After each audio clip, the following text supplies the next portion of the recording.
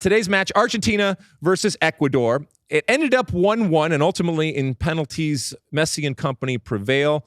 Lisandro Martinez scores. Ener Valencia has a penalty off the post. Rodriguez, right at the death, equalizes it for Ecuador.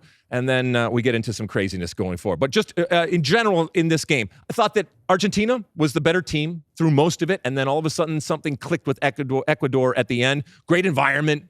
It was 70,000 people or whatever it was. So fun type of game. But we still haven't seen a dominant Argentina yet. But, you know, they're kind of ugly at times. And they don't apologize for it, nor do they care, because ultimately they still win. It's going to be interesting. They have such an easy path to the final at this Copa America that they really haven't had to get out of second gear. It almost caught up with them tonight. They dodged the bullet in the end, but I expect them to get past either Venezuela or Canada in the semis, but then they would face a Uruguay, a Colombia. So are they going to be able to raise their level for that match after playing lesser competition on the way to the final? Now, I know Ecuador ultimately took them to penalties, but there was a lot of talk coming into this tournament about where Ecuador is, where it's going. Obviously, they're doing very well in CONMEBOL and all that. So are you buying this Ecuador team in terms of heading in the right direction? No, I was disappointed with their play in this Copa America. You know, they hired Felix Sanchez, John Strong lookalike, who's considered this romantic Spaniard, and I thought he would implement a more attractive style of play, but we really didn't see that in this tournament.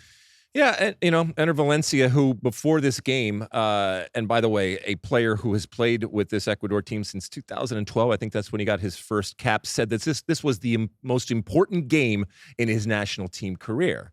And then misses a penalty, gets taken off the field. Ultimately, they go on in terms of going to penalties and all. But, yeah, I was a little disappointed, too. I thought I was going to see more. I thought, Hincapié, I think, is a really, really good player on that left-hand side. So there's absolutely some talent. And obviously, Kendra Paez, we're going to follow this kid. Now, we covered the last Copa America that was held in the United States. Argentina faced Chile in the final. It went to penalties. Messi famously skied his first kick. Argentina ended up losing that shootout. When he missed that first penalty tonight, did you have a bit of deja vu?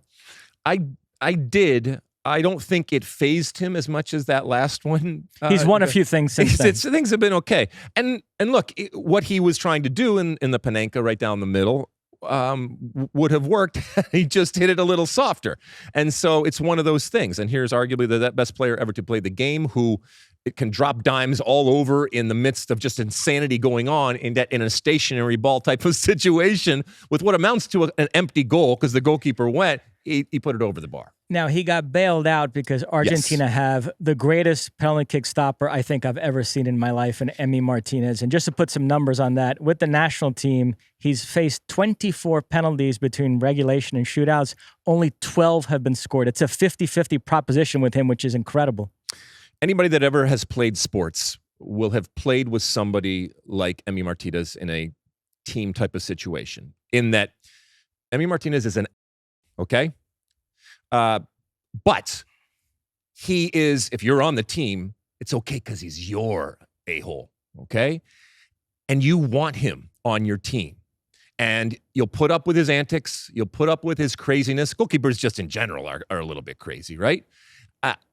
There's an awkwardness to him in that, he doesn't command in terms of his stature necessarily or in terms of his athleticism. But there's something going on, and he has whatever the formula is, whatever the equation is, he's got it figured out. And, some of the stuff that he does off the ball, maybe some of his teammates roll their eyes, but I got a feeling that, like, you know what? Ultimately, I know that when the you-know-what hits the fan, that guy's going to make the save. He's going to bail us out. And whether it's in the course of the game, and we've talked about arguably the greatest save in a World Cup that he made last World Cup, or in a penalty type of situation where he smells the situation, and he smells what is going to happen. And he's like a precog, and it's just amazing. Yeah, he denied Mena and Minda in the shootout.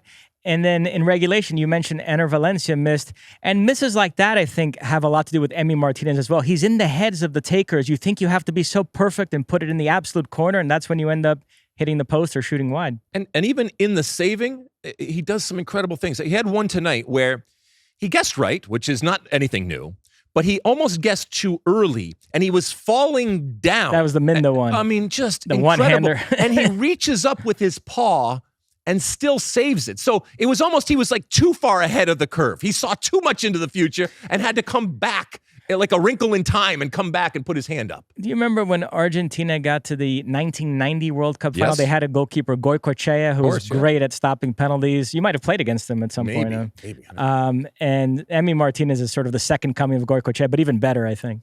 And I thought it was good for Rob Stone to point out, because, you know, we sometimes make fun of goalkeepers, and they make it very easy for us at times. But, you know, for him to, you know, in the moment, to show his human side and go over and congratulate the other team and console the other goalkeeper and do all that. He is not two-faced by any stretch of the imagination, but I think he is more layered and textured than maybe we give him credit for. When I saw an interview Gabriel Martinelli did on Brazilian television once, where he said that when he arrived at Arsenal as a teenager, the guy that took him under his wing was Emi Martinez, was like a big brother to him. Gabriel Martinelli stayed at Emi Martinez's house. Emi Martinez would drive him to practice every day. So even through all his antics, that's always stuck with me, that there is a different side to Emi Martinez. I think he inhabits almost a costume and a persona and a personality on the field in order to enable him to do his job. And whatever it is, it works. And so maybe he's a very different person off the field. But man, oh man, it is fun to watch. And you know, I asked you about Ecuador here, and before we finish off here, we still haven't seen an Argentina that's great yet. And yet these are the world champions, and these are the Copa America champions. They have Messi playing with them, and they just seem to find a way. I mean, this team, for all of its talent and all of its ability from a soccer perspective, I think they came out on the field today. And by the way, the field looked like a patchwork type of situation, pasture. And I think that certainly had an effect. And it was hard also to even dribble at speed on that. But I think they came out on the field and they said, you know what? It's not going to be pretty today, no matter what we do. But I just get the feel like these guys will cut you. They are badasses in terms of the aura that they have individually and collectively. And yet, so they'll cut you, but they will also, you know, romance you to death at different times. But we didn't see a whole lot of that. Are you still fine? Yeah, I have them. That's still at the top of my power rankings. Do you disagree with that? No, I'm fine with that. Yeah, in the brackets we filled out, I picked an Argentina-Uruguay final, and I'm sticking with that. You are? Yeah. Oh, interesting.